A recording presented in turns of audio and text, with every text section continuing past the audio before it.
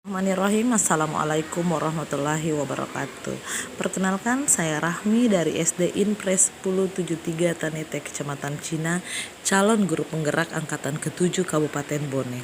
Baik, dalam video ini kita akan mengulas tentang aksi nyata mewujudkan budaya positif di sekolah melalui kesepakatan kelas dan keyakinan kelas. Nah, yang menjadi latar belakang aksi nyata ini adalah karena tujuan pendidikan menurut Ki Hajar Dewantara adalah menuntun segala kodrat yang ada pada anak-anak agar mereka dapat mencapai keselamatan dan kebahagiaan yang setinggi-tingginya, baik sebagai manusia maupun sebagai anggota masyarakat. Anak diberi kesempatan untuk membangkitkan minat, bakat yang potensinya sebagai individu yang unik. Sementara itu, guru harus memberikan tuntunan dan pedoman agar anak tidak kehilangan arah dan dapat menemukan kemerdekaannya dalam belajar. Budaya positif di sekolah sendiri sangatlah penting untuk dikembangkan. Hal ini dikarenakan sekolah merupakan bagian dari pusat pendidikan, tempat tumbuh dan berkembangnya karakter siswa. Salah satu langkah membentuk lingkungan kelas yang mendukung terciptanya budaya positif yaitu dengan menyusun kesepakatan kelas, sehingga siswa memiliki keyakinan dan kesadaran akan menerapkan disiplin berdasarkan motivasi internal sehingga memiliki karakter yang kuat sesuai profil pelajar Pancasila dan tujuan pendidikan. Adapun tujuannya adalah mewujudkan budaya positif di sekolah yang mendukung suasana belajar yang aman, nyaman, dan menyenangkan melalui kesepakatan dan keyakinan kelas. Berikut mewujudkan siswa yang memiliki karakter positif sesuai dengan pelajar Pancasila. Nah, apa yang menjadi tolak ukur kemudian? Tolak ukurnya yang pertama adalah terbentuknya kesepakatan dan keyakinan kelas yang dibuat oleh siswa bersama wali kelas atau guru. Berikut, siswa menerapkan kesepakatan dan keyakinan kelas secara konsisten.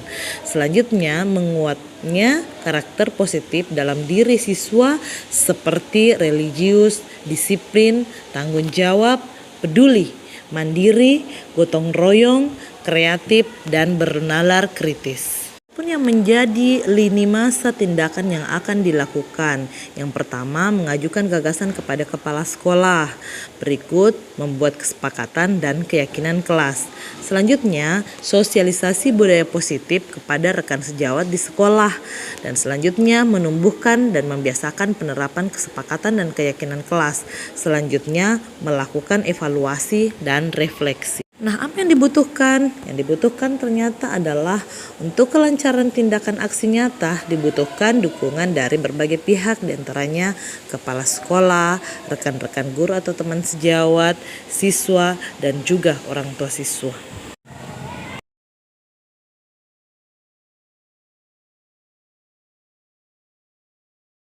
Assalamualaikum warahmatullahi wabarakatuh.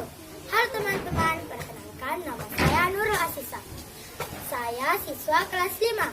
Di dalam kelas, kami mempunyai keyakinan ataupun kesepakatan kelas. Salah satu contohnya adalah dilarang minum dan makan saat pembelajaran berlangsung. Dan kita harus menghargai pendapat teman. Jika kita melanggar semuanya, maka kita akan diberikan sanksi. Terima kasih untuk semuanya, terutama Ibu Rahma. Assalamualaikum warahmatullahi wabarakatuh. Assalamualaikum warahmatullahi wabarakatuh. Perkenalkan, nama saya Nur Asyiduhasti.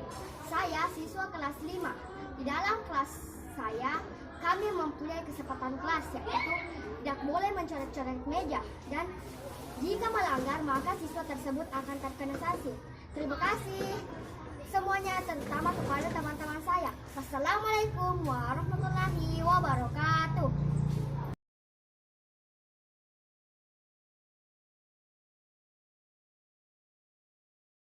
Wabarakatuh, Bapak Ibu yang berbahagia. Kali ini saya akan melakukan sosialisasi tentang budaya positif terhadap murid di sekolah kita masing-masing. Jadi di sekolah kita dan kita pahami bersama bahwa di dunia pendidikan hari ini tidak dianjurkan lagi untuk melakukan tindak kekerasan. Untuk itu ada beberapa budaya positif yang harus diterapkan di sekolah untuk menjadi pembiasaan. Sebelum kita lanjut, kita pahami sendiri bahwa budaya positif itu adalah sebuah pembiasan yang bernilai positif, di mana di dalamnya mengandung sejumlah kegiatan yang mampu menumbuhkan karakter murid, dimulai dengan kesepakatan kelas. Jadi di sekolah diharapkan guru membentuk kesepakatan bersama dengan siswa tentang tata tertib yang akan muncul di sekolah sebagai keyakinan kelas. Jadi misalnya tidak boleh harus datang tepat waktu, ataukah harus membudayakan literasi sebelum pembelajaran. Seperti itu kesepakatan kelas. Nah, selanjutnya kita pahami bahwa apa sebenarnya peran guru di sekolah itu. Peran guru itu kita bahas ada 4. Yang pertama, guru itu sebagai motivator. Nah, siapa yang memberikan motivasi kepada anak kita? Itu adalah kita, guru. Jadi sejogjanya ada anak yang bermalas-malas, tentunya guru yang memberikan motivasi. Jangan pernah budayakan rasa malas itu, nak. Jangan pernah manjakan otak itu. Budayakan otak itu sebagai alat untuk berkreasi. Jadi begitu, motivasi itu dari guru. Jadi kita harus memberikan motivasi kepada anak kita. Kemudian pelatih. Tidak serta-merta kegiatan yang kita lakukan adalah mengambil pelatih. Jadi berdayakan kemampuan kita. Kita punya potensi, kita bisa menjadi pelatih untuk anak-anak. Dan kemudian sahabat, sebuah solusi, best practice, solusi terbaik itu adalah dari guru. Jadikan diri Anda sebagai sahabat siswa. Jadikan diri Anda sebagai teman yang bisa menjadi tempat curhat siswa kita. Dan kemudian kita sebagai cermin bagi anak-anak kita. Apa yang menjadi model itu adalah guru untuk hadir dan tampil di depan siswa.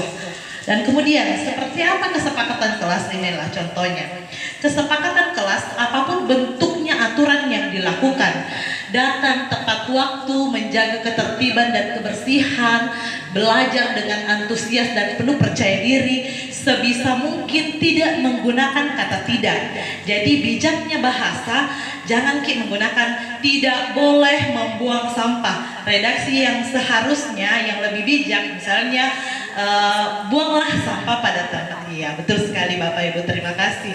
Selanjutnya merujuk pada kesepakatan kelas ini, guru itu memiliki posisi kontrol.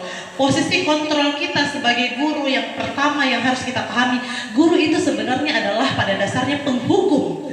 Kita guru yang terkadang tidak sadar memberikan hukuman kepada anak, sebenarnya dikurangi. Perlu kita sadari bahwa konsekuensi antara perbedaan konsekuensi dengan hukuman. Hukuman itu diberikan tidak direncanakan, tetapi konsekuensi itu diberikan ketika kita memiliki kesepakatan bersama siswa, keyakinan kelas sudah diatur, dan ketika melakukan kesalahan diberikanlah konsekuensi. Itu adalah konsekuensi. Sementara hukuman itu tidak direncanakan, tiba-tiba anak membuat kesalahan, kita berikan hukuman.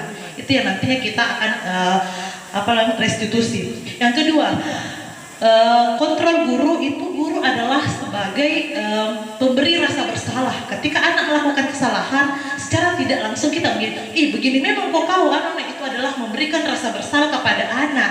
Kau tidak sadar bahwa kau itu menyakiti hati guru saat kau mengutarakan kata-kata seperti itu. Kau sangat mengecilkan perasaan kan sebagai itu adalah kontrol sebagai guru. Nah, kemudian posisi kontrol guru adalah sebagai teman. Sejogjanya kita hadir sebagai teman, yang seperti kami tadi bahasakan. Guru hadir sebagai teman, bukan sebagai pemimpin yang arogan. Terus guru sebagai monitor. Kita guru bukan hanya sekedar mengajar, melainkan kita punya kamera digital yang kita gunakan sebagai penjelajah, pengamat penjelajah untuk peserta didik kita. Dan selanjutnya guru adalah manajer. Manajer dalam artian bahwa tidak ada yang mampu mengatur kelas kita kecuali kita yang menjadi pemeran utama. Yang lain bisa, tetapi yang menjadi pemeran utama adalah kita.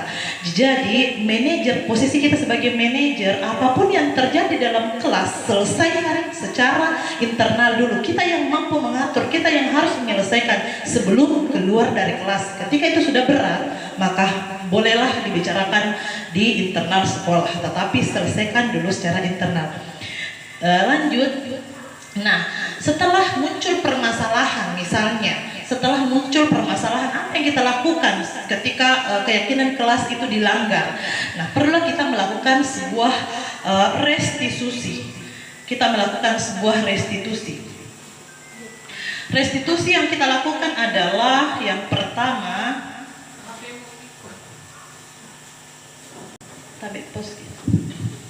baik Bapak Ibu sekalian, bagaimana kemudian ketika ada masalah yang muncul, bagaimana mengatasinya? Kita melakukan restitusi. Restitusi adalah sebuah budaya positif yang kita lakukan tidak langsung menghukum siswa. Restitusi dapat kita lakukan dengan teknis segitiga restitusi. Yang pertama adalah menanamkan keyakinan bahwa bisa kita lakukan seperti ini. Ketika anak terlambat datang, kenapa terlambat? Tidak boleh seperti itu. Mestinya kita panggil baik-baik. Sini nak masuk, Dias, coba nak coba nak masuk Ki, sini, sana sini. Nggak apa-apa, sini bawa dengan anunya, bawa dengan lato-lato. Misalnya ini seperti ini Bu. Kenapa nak bawa lato-lato ini jam pelajaran? Coba, kenapa nak? Tadi nak dia tahu tidak bahwa lato-lato di jam pelajaran itu benar atau salah? Ditanyakan seperti itu, jangan balik, tidak bisa balik. Jadi tidak boleh langsung, kenapa ini bawa ini dan sebagainya, itu tidak dianjurkan seperti itu, tapi menanamkan keyakinan pada anak-anak. Sini dulu. Ibu dulu pernah begitu, ibu pernah melakukan kesalahan, tetapi menurut Nadia, benarkah yang dilakukan tadi? Sudah benar atau salah atau kurang tepat? Jadi kembali keyakinan, oh ternyata ini. Kemudian menstabilkan identitas. Ketika kita menyadarkan seperti itu kepada siswa, dia akan menyadari bahwa oh ternyata saya salah. Dan ketika kita memberikan teguran seperti itu, yang awalnya tadi rasa takut, nama remang ini guruku, takut mak. Dan ketika masuk dengan sentuhan seperti itu, maka kembali dalam bahasa Inggrisnya lisusu magena. Jadi oh ternyata guruku tidak melakukan tekanan bagi saya, itu mengembalikan identitas. Kemudian menanamkan keyakinan tadi bahwa kita kembali mereview. Nah, sadar tidak bahwa kita di kelas sudah sepakat dengan keyakinan kelas. Nah, menurut Nadia tadi, keyakinan kelas yang mana tadi yang dilanggar? Nah, seperti ini Bu. Nah, sekarang terima tidak konsekuensinya? Siap terima tidak konsekuensinya? Seperti itu Bapak Ibu. Mungkin sekian. Mudah-mudahan apa yang menjadi sharing kita hari ini bisa bermanfaat dan juga bisa mulai diterapkan di sekolah-sekolah masing-masing. Terima kasih. Assalamualaikum warahmatullahi wabarakatuh.